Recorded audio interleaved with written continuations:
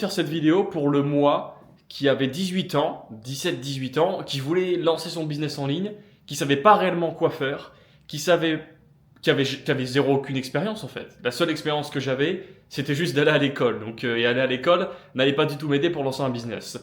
Et je pense que si j'avais vu la vidéo que je vais faire aujourd'hui, ça m'aurait aidé énormément.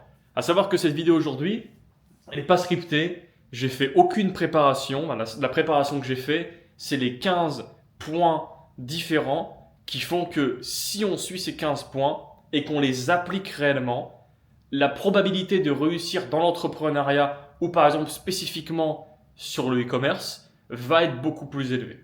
Et donc on va pas perdre de temps, je vais directement prendre mon téléphone et on va du coup commencer par la première leçon. Donc, personne n'est là pour te sauver. Personne n'est là pour te sauver, ça veut dire quoi? Ça veut dire que je veux bien par exemple, je vais par exemple faire des vidéos gratuites sur YouTube pour aider des personnes. Je vais créer une formation, je vais créer un accompagnement. Je peux donner tout, mais c'est pas moi qui vais faire les choses à ta place. De la même manière, je vais aussi du coup filmer beaucoup de vidéos aujourd'hui. Même je pense une vidéo où j'ai envie de parler un peu de tout, que ce soit femme, séduction, que ça soit également voilà, le business en ligne, ou alors spécifiquement le e-commerce, ou alors encore plus spécifiquement le e-commerce avec Google Ads qui est mon activité, ou également par exemple, je sais pas, la vente de formation, la vente d'accompagnement, mon retour d'expérience par rapport à ça, également les sports de combat, kickboxing que je pratique, ça sera l'issue d'une autre vidéo. Et en fait, dans tous les cas, ce que je veux dire, c'est que dans chacune des disciplines, tu peux trouver des personnes qualifiées qui peuvent t'apprendre des choses, mais il n'y a personne qui fera les choses à ta place en fait. Il n'y a personne qui fera les choses à ta place, il n'y a personne qui sera sur ton ordinateur ou alors à l'entraînement, à la salle de sport pour faire ce que tu dois faire en fait. Et une fois que tu comprends ça, ben, il n'y a pas 36 000 solutions en fait. Si vraiment tu veux réussir dans quelque chose, il faut juste accepter que ça peut être compliqué au début, que tu vas forcément avoir des échecs, etc. Je vais en parler plus tard dans cette vidéo-là. Et voilà, et se mettre au travail en fait, parce qu'il n'y a personne d'autre qui va le faire à ta place et c'est la réalité. Le deuxième point, ça va être comment est-ce que tu te parles à toi-même. En gros, le langage interne que tu as avec toi-même, il est extrêmement important, il est en vrai bien plus important que tu ne le penses. Et c'est une chose que j'ai encore plus réalisé dans le fait de, on va dire, voilà, séduction, femmes, approcher des femmes par exemple dans la rue. Si tu es un homme, forcément, si tu veux rencontrer des femmes, il n'y a pas 36 000 manières. C'est soit en ligne, soit en physique. Et en fait, quand tu y vas en physique, c'est là que j'ai réalisé le plus le fait d'avoir un langage interne. Également sur le sport de combat, je le vois. Sur le business en ligne, je le vois. Mais je ne le ressens pas énormément actuellement. Peut-être que je ne l'utilise pas encore assez. Ce que je veux dire par le langage interne, c'est par exemple projeter quelque chose dans le futur. Si tu vas parler à une fille et que tu dis « Ah, quand je vais y aller, tout le monde va me regarder. Quand je vais y aller, elle va me rejeter, ça va mal se passer. » Ou alors par exemple, tu vas à l'entraînement et tu dis « Ah, je vais pas réussir à soulever les poids que j'ai envie de pousser. Je vais être en sparring et je sens que je vais pas être bon et les gens ils vont être meilleurs que moi, etc. » C'est un langage interne. Là, j'exagère un petit peu les traits, mais c'est l'idée. Le langage interne doit vraiment être en mode je donne tout dans tous les cas. Je cherche bien sûr à avoir le meilleur résultat possible, mais je ne suis pas attaché à ce résultat-là. Et par exemple, en e-commerce, si tu testes un produit, tu peux jamais vraiment prévoir ce qui va se passer en fait. Même si tu mets tous les efforts de ton côté sur le produit, sur le site, sur la publicité, tu ne peux pas vraiment contrôler ce qui va se passer. Forcément, plus ton niveau est élevé, plus tu fais les meilleurs choix, les meilleures actions, plus il y a de chances que ça fonctionne, forcément. Mais tu peux jamais tout prévoir. Et donc, si ton langage interne, c'est « Ok, je vais créer ma boutique, etc. » Et puis, au plus en plus que tu travailles sur ta boutique, tu dis « Oh, ça va marcher, c'est sûr, ça va marcher. » Si ça marche pas, tu vas être déçu. Et si tu dis « Ah, de toute façon, ça va pas marcher », bah, tu vas pas lancer des publicités, tu vas pas réellement tester le produit, ou alors tu vas couper beaucoup trop vite et tu vas pas savoir si ça va fonctionner en fait. Ou alors voilà, je vais faire du contenu, j'ai envie de faire du contenu pour vendre des services par exemple, ou juste créer du contenu. Et on va en parler plus tard, c'est se comparer aux autres, etc. Et tu dis, ah, les autres, ils font tellement un truc qui est incroyable, moi, ce que je fais, c'est pas aussi bien qu'eux, ça sert à rien de publier. Ou alors, ça sert à rien de commencer ma première vidéo, parce que dans tous les cas, ça va pas être aussi bien que les autres. Bah, en réalité, le plus important, c'est d'en faire la première. Et une fois que tu fais ta première vidéo, tu te rends compte que, bon, bah, ok, je pourrais faire mieux. Et du coup, tu vois les points d'amélioration. Comme quand tu crées une boutique en e-commerce, si ça ne fonctionne pas, tu vas dire ah, pourquoi est-ce que ça n'a pas fonctionné? Et tu vas chercher des solutions, pourquoi est-ce que ça ne fonctionne pas? C'est aussi dans des leçons, dans des points différents qu'on va voir dans cette vidéo. Le point numéro 3, prendre responsabilité des actions que tu prends. C'est légèrement lié au premier point qui était de il n'y a personne qui est là pour venir te sauver, il n'y a personne qui est là pour venir faire les choses à ta place, et donc il n'y a que toi qui peux mettre les actions en place. Maintenant, une fois que tu mets les actions en place, il faut que tu prennes responsabilité à 100% de ce qui se passe. Parce qu'il y a énormément de personnes, et ça en réalité je ne l'ai jamais fait, mais je sais qu'il y en a beaucoup de personnes qui le font, qui en fait vont mettre la raison de leur échec sur d'autres personnes. Ce qui n'a aucun sens. Je vais prendre un exemple pour le e-commerce. Tu lances tes publicités, tu dépenses de l'argent et ça ne vend pas. Ça ne fonctionne pas. Si ça ne fonctionne pas, il y a forcément une raison. Et la raison va forcément de toi, parce que si tu reviens au tout début, c'est toi-même qui as décidé de créer une boutique, de trouver un produit, de lancer des publicités. Donc que ça fonctionne ou que ça fonctionne pas, c'est de ta faute, entre guillemets. Voilà, c'est vraiment de ta faute en fait. Et si ça fonctionne, c'est de ta faute également. Par contre, si ça ne fonctionne pas, il y a forcément quelque chose que tu as fait qui a fait que ça n'a pas fonctionné du coup. Est-ce que c'est les publicités? Est-ce que c'est le choix du produit? Est-ce que c'est le site? Ça, c'est des vidéos où je rentre plus en détail sur la partie e-commerce parce que c'est plus compliqué qu'on ne le pense. Mais il y a bien sûr des solutions pour que ça fonctionne. Mais il faut vraiment te dire, ok, bon, si ça n'a pas fonctionné, c'est de ma faute. Maintenant, il faut que je trouve la solution pour que ça fonctionne du coup. Et pour moi, chaque action que tu prennes, que ça fonctionne ou que ça fonctionne pas, c'est toi qui es responsable de tes actions. D'ailleurs, j'essaie toujours de penser que tes pensées souvent vont influencer tes actions et tes actions vont influencer tes résultats. Et du coup, si tu penses de la bonne manière, tu prendras du coup des bonnes actions et du coup, les bonnes actions t'apporteront les résultats que tu veux en fait. Par exemple, si tu sais exactement quoi faire en e-commerce, que tu as toutes les stratégies, que tu as toutes les compétences, parce que les compétences que tu as dans la vie, c'est soit le... Je sais pas si on parle de mémoire musculaire, etc. Je vais pas rentrer dans ces sujets-là, mais c'est sûr à 100% que tout vient de ton cerveau. Hein, les décisions que tu prends, les pensées que tu as, les mouvements que tu fais, tout vient de ton cerveau. Et donc quand tu es sur ta souris et ton clavier et que tu crées des visuels ou tu crées du copywriting ou tu lances tes publicités, tout vient de là en fait. Donc c'est ce que tu as là, ce sont les pensées, les connaissances, etc., ton expérience qui font que tu vas faire certaines actions. Et donc du coup forcément, si tu prends pas responsabilité sur les actions que tu fais, tu vas pas pouvoir du coup progresser malheureusement. Le point numéro 4, c'est vis comme si quelqu'un te regardait.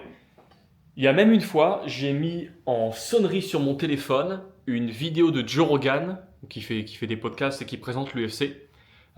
C'était en fait, imagine que ta vie c'est un film et que tu es filmé tous les jours dans ta vie et que à la fin de ta vie tu peux voir ce film là en fait. Et pendant un moment je l'ai mis en sonnerie et je sais que sur certaines heures du matin je l'ai en sonnerie également. Et quand tu y réfléchis, c'est quand même intéressant parce que tu dis que si à la fin de ta vie tu vois vraiment ce que tu as fait dans la vie et tu le vois en film, t'as envie de regarder un bon film en fait. T'as pas envie de voir putain là j'étais assis là ce jour-là, je voulais lancer mon business et je l'ai pas fait parce que j'avais peur ou quoi. Et tu dis maintenant c'est trop tard. Ou j'aurais vraiment pu avoir ce corps-là et tout.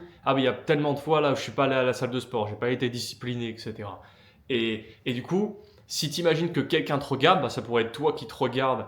Parce qu'imaginons qu'il y a un film, par exemple, donc ça peut être toi, ou imaginons que ça peut être quelqu'un d'autre, par exemple. Imagine, je sais pas, une personne, que ce soit une personne réelle ou une personne qui n'est pas réelle, qui serait un exemple pour toi, par exemple, ou même le toi qui a réussi, par exemple, qui te regarde plus tard, du coup, et tu dis, est-ce que les actions que tu fais aujourd'hui, t'en serais fier, par exemple? Est-ce qu'il y a des moments, tu sais que tu devrais travailler, mais tu travailles pas pour X ou Y raison, alors qu'en vrai, il y a un monde où tu pourrais te remettre au travail, par exemple, et tu regarderais, si tu étais filmé, tu dirais, putain là c'est con parce que j'aurais dû m'y mettre en fait. Et je pense que c'est une bonne perspective à avoir, en mode, en fait voilà, quelqu'un me regarde, que ce soit toi, n'importe qui, et du coup tu te juges et ça te pousse à être la meilleure version de toi-même. Et je le fais parfois, je le fais du coup d'ailleurs avec cette alarme. Et je pense que c'est quelque chose qui peut t'aider pour pousser encore plus, quelle que soit la chose que tu fais. Ensuite, le point numéro 5, ça va être le stoïsme, être stoïque. Et je pense qu'il faut l'adopter dans sa vie. Parce que, je vais prendre l'exemple du business en ligne, parce que je pense là où il faut être le plus stoïque possible. Parce que le business en ligne semble simple, il est expliqué comme étant simple, je l'explique également comme étant Simple mais pas facile. C'est simple en réalité, oui, mais c'est pas si facile que ça parce qu'il faut développer plein de compétences, il faut faire énormément de choses. Tout dépend également du business dans lequel on est, etc. Mais dans tous les cas, il va se passer plein de choses. Il va se passer plein de choses, ça va pas être un long fleuve tranquille et il faut pouvoir du coup ne pas être trop émotionnel ou alors ressentir les émotions mais ne pas être impacté par les émotions et prendre des décisions émotionnellement. Et ça, c'est un point qui est super important. L'exemple, c'est on lance ses publicités sur une boutique en dropshipping, en e-commerce, quoi que ce soit, et laisser ses émotions parler. Si tu n'as aucune stratégie, si tu ne sais pas exactement ce que tu fais, il y a de fortes chances que si tu dépenses de l'argent et tu fais pas de vente, et tu te dis putain, je suis en train de perdre mon argent en publicité, j'ai travaillé dur pour cet argent, je suis en train de tout perdre, et alors en fait ça fait que 20-30 euros que tu as dépensé, et en plus en fonction de certaines plateformes publicitaires, c'est absolument normal de perdre ton argent en fait. Je prends l'exemple de Google, j'ai pas lancé TikTok Ads, j'ai pas lancé de Snapchat, de Pinterest, ou alors si je l'ai lancé, mais quelques 50-100 euros sur ces plateformes-là. J'ai fait du Facebook Ads, oui, mais là où j'ai eu tous mes résultats, c'est vraiment sur Google Ads. Et je peux parler que sur Google Ads, oui, j'ai déjà eu le premier clic de ma campagne sur un nouveau produit, bam, une vente directe. Simplement parce que la personne a recherché le mot-clé et elle est tombée sur mon site et elle a payé. Donc, ça peut arriver. Mais ça peut également arriver que tu dépenses tes premières dizaines d'euros et que tu ne fasses pas d'argent, que tu n'aies pas de vente qui tombe. Et dans ces cas-là, il y a forcément une raison. Et si tu ne suis pas les stratégies, si tu réagis de manière émotionnelle, peut-être ton réflexe va être de couper les publicités. Ou alors d'ajuster quelque chose, de faire quelque chose qu'il ne faut pas faire et que tu fais par l'émotion. J'ai par le passé utilisé Pocket Option. C'était juste pour le fun. J'ai pas mis de l'argent que si je le perdais, c'était grave. Mais j'avais mis de l'argent dessus. Pocket Option, je sais pas du tout comment ça marche. Est-ce que c'est legit? Aucune idée. Mais le truc que je savais, c'est que soit tu misais à la hausse, soit tu misais à la baisse. C'était un peu comme si c'était du trading. Et sur une période de temps de 5 secondes, 10 secondes, 15 secondes, si c'était au-dessus ou en dessous de ce que tu avais misé, tu gagnais ou tu perdais. Et ça a trigger mes émotions de fou. C'était absolument incroyable parce que je le mettais, je gagnais et mon mood était incroyable et du coup je prenais certaines décisions et du coup tu t'enflammes, etc. Comme pour les paris sportifs, j'ai fait aussi des paris sportifs quand j'ai essayé de gagner de l'argent parce que je ne savais pas quoi faire comme business. J'avais 17 ans, 17-18 ans et je faisais des paris sportifs. Et des fois je gagnais. Et quand je gagnais, je me mettais à parier des sommes qui étaient beaucoup trop élevées. Ou alors si je perdais, je me mettais à parier des sommes qui étaient beaucoup trop élevées pour rattraper mes pertes par exemple. Et ça, c'était des décisions que je prenais émotionnellement. Et forcément, ça peut pas fonctionner en fait. Et dans toute chose, si dès qu'il se passe quelque chose, tu réagis de manière émotionnellement et du coup tu prends une décision après qui est émotionnelle, c'est vraiment pas bon. Donc s'il se passe une mauvaise nouvelle, quelque chose, un remboursement de client, tu perds de l'argent en publicité, tu perds de l'argent de certaine manière ou tu prends une mauvaise décision, il faut juste analyser ce qui se passe. Comme sur un jeu d'échecs, prendre la meilleure décision possible, mettre de côté les émotions. Franchement, je suis plutôt content de cette vidéo pour le moment. Parce que je me dis que si j'avais vraiment 17-18 ans que je vois cette vidéo, encore est-il que j'applique réellement tout ce que j'explique là aujourd'hui, ça m'aiderait énormément. Donc j'espère que ça vous aidera énormément, quel que soit votre domaine d'activité, et peut-être que c'est également le dropshipping comme je le fais. Donc on va prendre le point numéro 6, qui est l'échec et fait partie du process en fait. L'échec fait partie du process, quel que soit encore une fois le domaine, quelle que soit la discipline, ça fait part du process. L'échec, ça peut se traduire juste par des petits moments où tu pourrais réussir ce que tu veux faire et tu ne réussis pas par exemple. L'échec, ça ne veut pas dire go à 0 € sur ton compte parce que tu as tout perdu. Ça peut très bien être vouloir par exemple, je vais prendre un exemple. J'ai Sam qui est rentré dans mon accompagnement en janvier. Donc là, d'ailleurs, actuellement, je fais plus de création de contenu, donc je ne vends plus actuellement d'accompagnement. Je me remettrai à faire ça plus tard. En tout cas, si j'ai une demande, je vais voir est-ce que je vais accompagner la personne ou non, mais c'est pas le sujet. Et donc, je l'accompagne et lors de son processus, sachant qu'il était totalement débutant, il a fait du coup ses premiers visuels et les visuels n'allaient pas du tout. Les visuels n'allaient pas du tout. En tant que coach et que personne qui est là pour l'aider à réussir, et je lui ai dit la vérité en fait. Je lui ai dit la vérité que ça n'allait pas en fait. Et je lui ai dit surtout, le prends pas mal. Le prends pas mal. Oui, là, tu as échoué entre guillemets. La création de design, même si tu as suivi tout ce que j'ai expliqué, tu l'as pas fait exactement comme j'ai expliqué. Et ton visuel n'est pas au niveau attendu. sachant que je suis honnête et j'ai envie qu'ils réussissent, je lui ai dit si on lance comme ça, je peux te garantir que la probabilité que ça fonctionne est bien inférieure. Donc le prends pas mal, améliore tout ça. Et du coup, je l'ai aidé, on s'est appelé, etc. Et donc ça, c'est des petits échecs.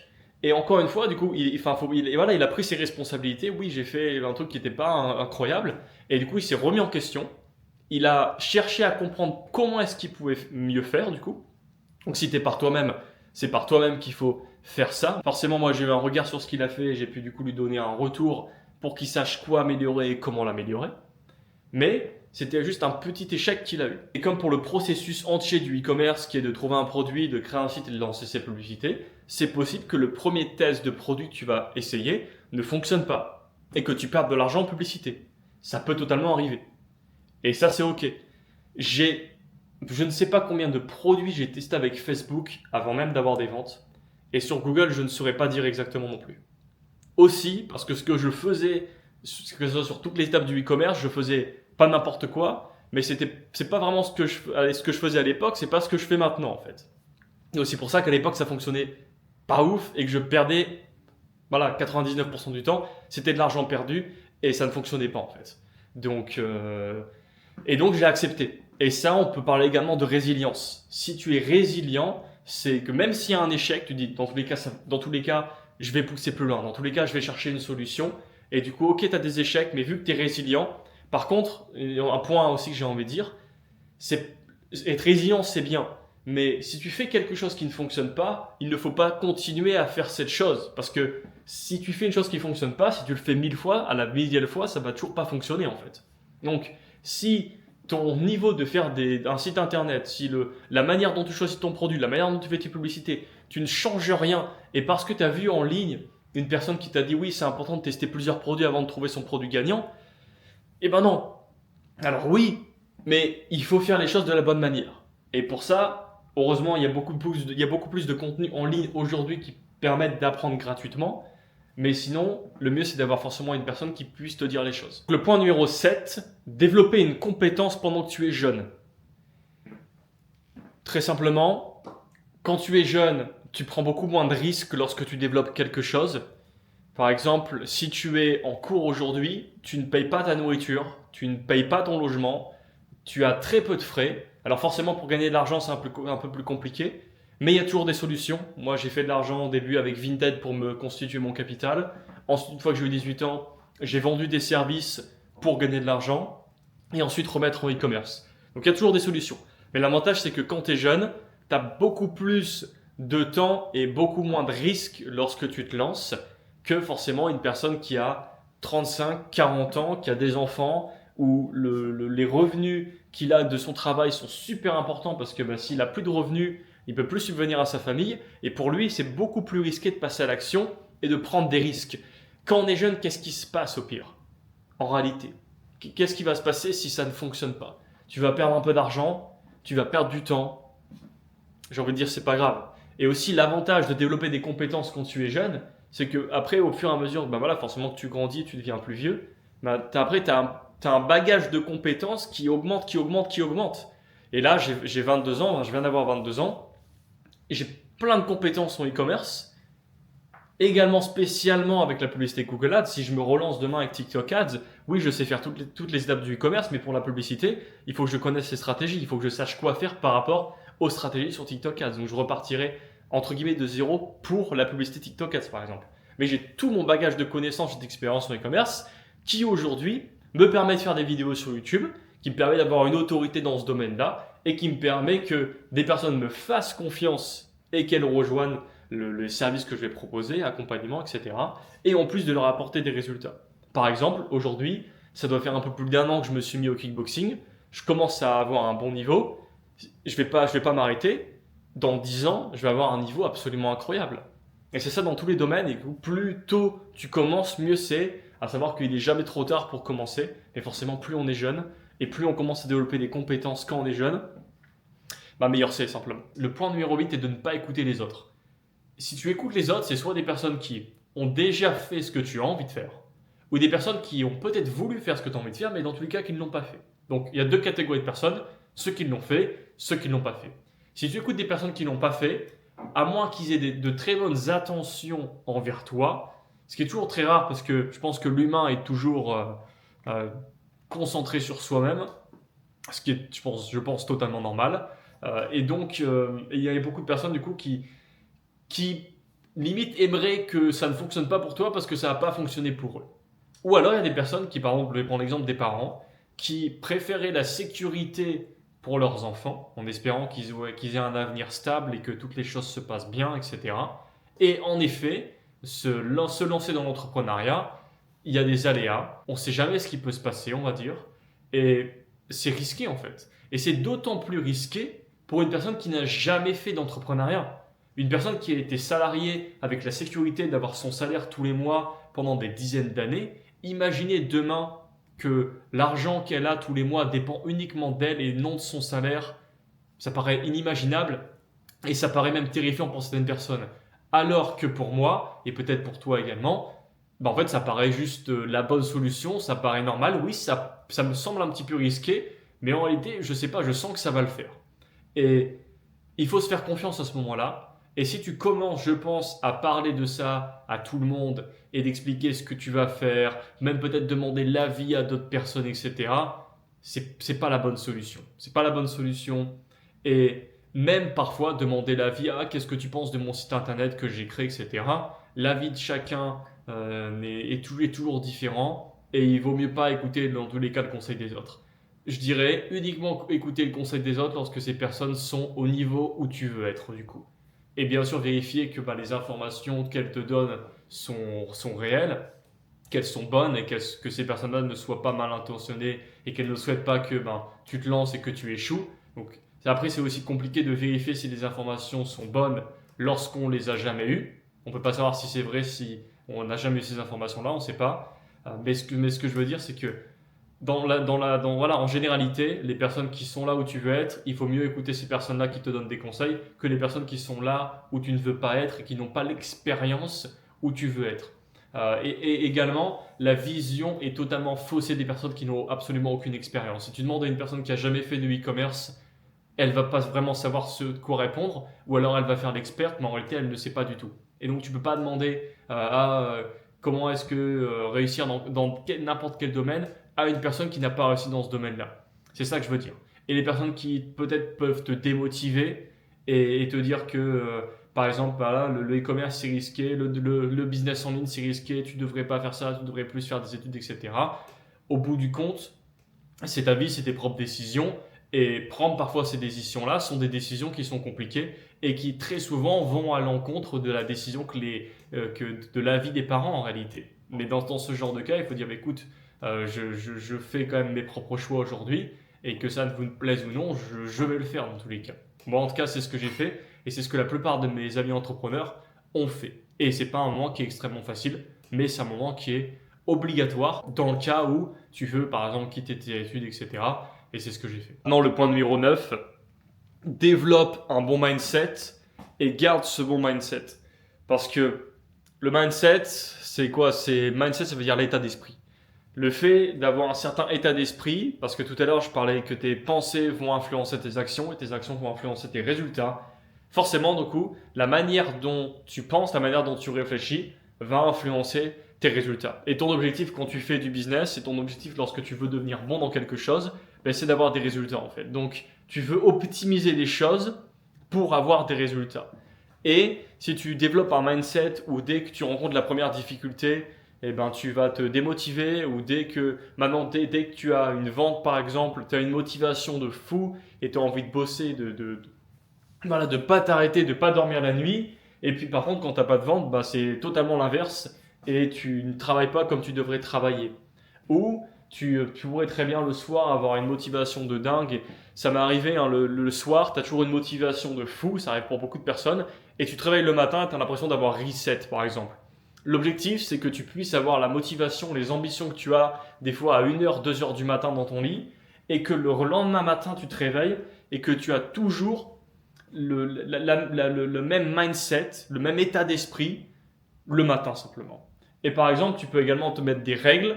Par exemple, si j'arrive vraiment pas à travailler, c'est obligatoire que j'essaye quand même de m'y mettre, par exemple 15-20 minutes. Et si vraiment au bout de 15-20 minutes, tu n'arrives vraiment pas, tu n'es pas concentré et peut-être tu es vraiment fatigué, ben, tu vas te coucher. Mais des petites règles, par exemple, comme ça, ou alors, si tu as un état d'esprit de ok, si mon alarme sonne, je me lève, et que si tu ne te lèves pas, tu as entre guillemets des micro-punitions, je sais pas, par exemple, ou plutôt des récompenses.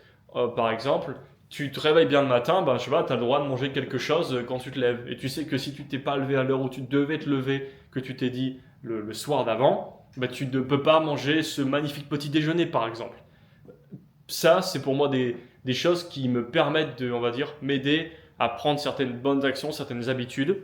Et ça m'aide parce que tu peux pas du jour au lendemain changer ton état d'esprit. Du jour au lendemain, tu peux pas passer d'une personne qui n'a jamais eu de discipline et qui n'a jamais vraiment pris les actions qu'elle voulait prendre, et puis demain, tu es une toute nouvelle personne. Non, ça va changer au fur et à mesure. C'est pour ça que du coup, je parlais de micro-actions que tu peux faire, de micro-récompenses, de micro-punitions pour améliorer petit à petit du coup ton état d'esprit. Et après, plus le temps passe, plus tu as des résultats, plus tu commences à prendre de l'expérience, plus ton état d'esprit, ben, il est vraiment installé et maintenant c'est vraiment le tien en fait. Tu peux aussi essayer d'adapter l'état d'esprit de certaines personnes, mais c'est pas réellement toi. Et plus tu vas appliquer ce que tu vois par exemple, ben comment dire, plus ça va vraiment être toi en fait. Par exemple, si je vois quelqu'un qui va à la salle de sport, qui est ultra discipliné, etc., je vais essayer de faire comme elle, sauf que mon état d'esprit, bah, c'est pas le sien, il y a des moments où je vais être en difficulté.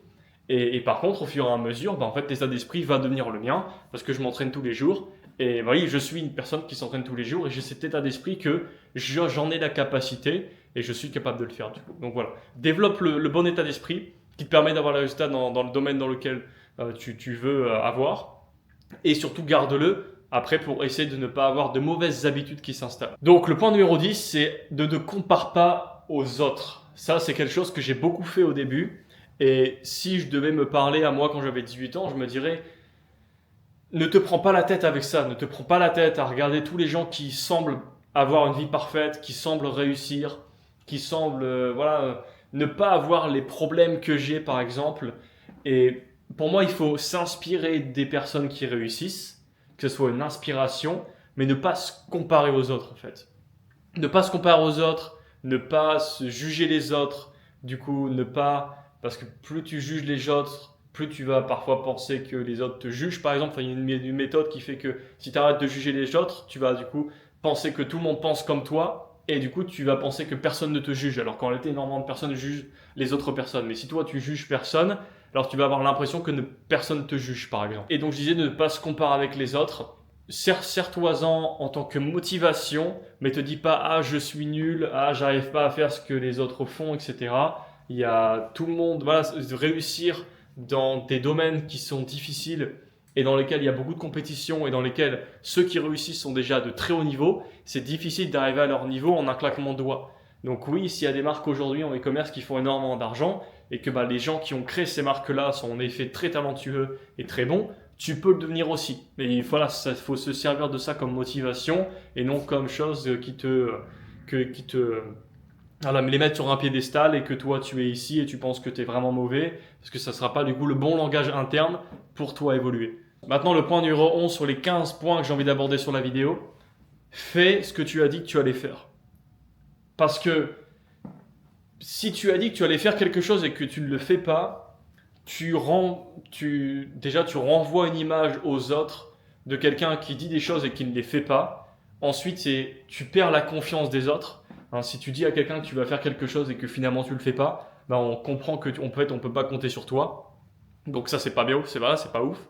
Et ensuite, si tu te dis à toi-même, ah demain je vais aller faire ça, ça, ça, ah demain je vais bien travailler, ah demain je vais être discipliné, demain je vais aller à la salle de sport, et pour X ou Y raison tu ne fais pas les choses que tu t'es dit, au fur et à mesure du temps, ton état d'esprit, tu vas développer des mauvaises habitudes, et tu vas arriver à un point où en fait tout ce que tu dis n'a absolument aucune valeur. De un, les gens les écoutent, mais ils savent que dans tous les cas tu vas pas le faire, ou il y a très peu de chances que tu le fasses, donc on peut pas compter sur toi. Et tu peux même pas compter sur toi-même, parce que quand tu dis que tu vas faire quelque chose, que par exemple les nouvelles résolutions, voilà, les nouvelles résolutions qui sont les gens disent quelque chose et ne les font pas par exemple. Alors, on est en 2025, certaines personnes vont arrêter de fumer, certaines personnes vont se mettre au sport, certaines personnes vont se mettre à passer à l'action sur les choses qu'elles ont réellement envie de faire, développer leur activité, etc.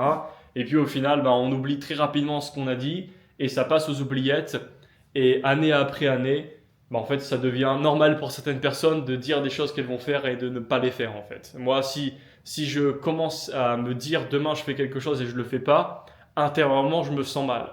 Ça m'arrive parfois. Et c'est ce qui du coup me pousse à après me corriger et me remettre sur la bonne voie par exemple. Maintenant, le point numéro 12, c'est se respecter. C'est un peu lié au point que j'ai dit juste avant.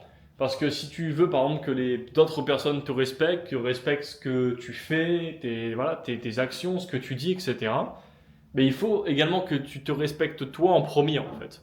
Se respecter soi en premier, c'est encore une fois, si tu dis des choses que tu vas faire et que tu les fais, ça va forcément impliquer du respect. Également, si tu as une compétence dans quelque chose, ça met du respect sur ça. Si par exemple, aujourd'hui, je ferais cette vidéo et j'avais zéro expérience en business en ligne, zéro expérience dans les domaines dans lesquels je parle, en fait, personne ne respecterait ce que je dirais et personne ne regarderait la vidéo, en fait, parce que tout le monde s'en fout parce que ce que je dis n'a aucune valeur, en fait. Et le fait que je cherche toujours à m'améliorer, à faire mieux, etc., et que quand je dis que je vais bien manger, je vais bien manger. Quand je vais aller à la salle de sport, je vais aller à la salle de sport. Voilà, je respecte mon corps, je respecte mon état d'esprit, etc. Mais forcément, d'autres personnes, du coup, pourront me respecter plus parce que je me respecte moi-même, du coup. Donc, c'est très lié à ce que j'ai dit juste avant. Lorsque tu dis que tu vas faire quelque chose, fais vraiment cette chose. Et ça va aussi, construire de la confiance en plus dans tes habitudes, dans ta manière de passer à l'action. Choisis bien tes amis. Choisir ses amis. Alors, je vais parler de mon expérience personnelle, ça peut être intéressant. Je sais qu'en étant au lycée ou au collège, en général, quand tu es à l'école, t'as pas vraiment de choix à 100% sur les amis que tu peux avoir. Ou en tout cas, pour moi personnellement, je sentais que j'étais pas vraiment là où je voulais être parce que j'étais entouré de personnes qui étaient en cours, qui aimaient être en cours, etc., qui voulaient faire des études après. Et moi, j'étais entouré de personnes qui ne pensaient pas du tout à l'entrepreneuriat, je ne pensais pas du tout à faire des études après. Je me souviens d'ailleurs, j'étais en cours d'histoire et c'était le moment de faire les vœux, etc. Et tout le monde, du coup, mettait ses vœux. Ah, moi, j'aimerais faire ça, moi, j'aimerais faire cette école-là, etc. Et moi, j'ai dit, en fait, j'ai pas envie de rejoindre une école ou quoi que ce soit. J'ai envie d'avoir un bon business en ligne, en fait, et de travailler là-dessus. Alors forcément, on me prend pas au sérieux, c'est logique, hein. J'ai juste 18 ans, j'ai zéro expérience, j'ai rien fait du tout, j'ai rien lancé, mais j'avais cette idée en tête et c'était vraiment dur comme fer. C'est ce qui m'a poussé du coup à faire ce que j'ai fait et à réellement quitter les études. Et c'était vraiment clair dans ma tête à ce moment-là. Et c'est pour ça les gens ont un peu rigolé, mais ils se sont dit, en fait, il est vraiment sérieux dans ce qu'il veut faire en fait. Et c'était pas juste des promesses, des paroles en l'air en fait, parce que j'ai vraiment passé à l'action par rapport à ça. Et donc une fois que j'ai quitté mes études, je suis parti m'installer à Tallinn en Estonie, et à ce moment-là, j'avais juste plus d'amis en fait. J'avais juste plus d'amis et j'ai du coup refait clairement mon cercle social en rencontrant des personnes qui font les mêmes activités que moi aujourd'hui. Et du coup, quand je disais choisis les bons amis, simplement ça veut dire quoi? Ça veut dire qu'on est la moyenne des 5 personnes avec qui on passe le plus de temps. C'est vrai à 100%, c'est pas une légende. Simplement parce que les conversations que tu as avec des personnes, les habitudes que ont ces personnes, les résultats que ont ces personnes-là, en fait ça va t'aider. Si tu es dans une pièce de personnes qui vendent des glaces par exemple, et qui savent comment on fait des glaces, etc., même si tu connais rien, tu vas apprendre en fait. Et quand tu es dans une pièce où tout le monde, par exemple, fait du e-commerce, où tout le monde a une compétence en particulier que toi tu as ou que tu es en dessous, à un niveau en dessous de les autres, forcément tu vas pouvoir apprendre beaucoup plus rapidement avec ces amis-là, du coup, avec ces personnes-là qui peut-être deviendront tes amis plus tard. Voilà, on appelle ça du networking. Et ensuite, quand on network, après on peut créer en fait de superbes amitiés. Donc, personnellement, j'ai changé clairement mon cercle social. Ce qui me permet de me sentir mieux parce que je suis avec des personnes qui me correspondent et en plus ça me permet d'améliorer mes résultats. Donc l'avant-dernier point, réalise ce que tu as. C'est quelque chose que en réalité je ne fais pas encore assez et c'est une chose sur laquelle je devrais travailler. C'est vraiment réaliser ce que tu as aujourd'hui. Parfois, par exemple, lorsqu'on est malade, on se rend compte que qu'est-ce que c'était bien qu'on n'était pas malade. Là, on ne réalise pas aujourd'hui qu'on a deux jambes, j'ai deux jambes, j'ai deux bras et je peux faire absolument tout ce qui est possible. Et demain, si ce n'est pas le cas, mais je me rendrai compte de la chance que j'avais quand tout allait bien en fait. Et parfois, des fois, on a l'impression que tout va mal, mais ça pourrait parfois être bien pire en fait. Des fois, j'ai des problématiques, mais je me dis ça pourrait être bien pire que ça en fait. Donc, ça va. Et quand t'as cette mentalité-là, et je pense que quand tu te réveilles le matin et tu dis, waouh, voilà, j'ai la chance d'être en vie, de ne pas avoir de problème de santé, si c'est le cas pour toi, et j'espère. Et tu te dis, ben voilà, tout va bien en fait. Je peux juste, maintenant, je peux faire en sorte que durant ma journée, je fasse toutes les choses que je dois faire pour atteindre les résultats que j'ai envie d'atteindre et avoir la vie que j'ai envie d'avoir. Et j'ai pas encore personnellement tous les matins cette sensation-là. Peut-être qu'il faut faire un rituel voilà, des affirmations, etc. Mais que parfois, je m'en rends compte. Je pense que c'est super important d'avoir de la gratitude pour ce qu'on a et rien que le fait voilà, de ne pas avoir de problème de santé par exemple. Et je vais terminer cette vidéo avec le point numéro 15 qui est de toujours analyser ce que tu fais et d'avoir un esprit toujours critique sur ce que tu fais pour, voilà, enfin en anglais on va dire self-analysis, faire une analyse sur soi-même, une analyse sur ce que tu fais dans l'objectif que ce soit les prochains mois, les prochaines années, tu puisses constamment t'améliorer. Parce que quelles que soient les choses que tu entreprends aujourd'hui, à chaque fois, tu fais certaines actions, tu as certains résultats et tu devrais constamment analyser pourquoi est-ce que ça a fonctionné et pourquoi est-ce que ça n'a pas fonctionné. C'est quelque chose que tu es obligé de faire lorsque tu fais du e-commerce et que tu testes un produit et que ça ne fonctionne pas par exemple. Si tu veux trouver la solution pour que ça fonctionne, tu dois donc analyser pourquoi est-ce que ça ne fonctionne pas. Et donc forcément, par biais, lorsque ça fonctionne, bah, tu comprends quelles améliorations tu avais fait et qui ont permis du coup d'avoir des résultats. Et il faut toujours pour moi analyser qu'est-ce qu'on est en train de faire, est-ce qu'on l'a bien fait, est-ce qu'on l'a pas bien fait, pourquoi, etc. Par exemple, cette vidéo, je devrais la regarder à nouveau et voir à quels endroits je pourrais l'améliorer. Est-ce que c'est rien que sur la manière dont je tiens la caméra? Est-ce que c'est mon langage corporel? Est-ce que c'est le ton de ma voix? Est-ce que c'est les mots que je vais employer? Est-ce que c'est les points que j'ai expliqués dans la vidéo? Qu'est-ce que je peux améliorer pour faire mieux? Cette vidéo est terminée. J'espère que pour toutes les personnes qui l'ont regardée, vous allez réellement appliquer tout ce que j'ai expliqué.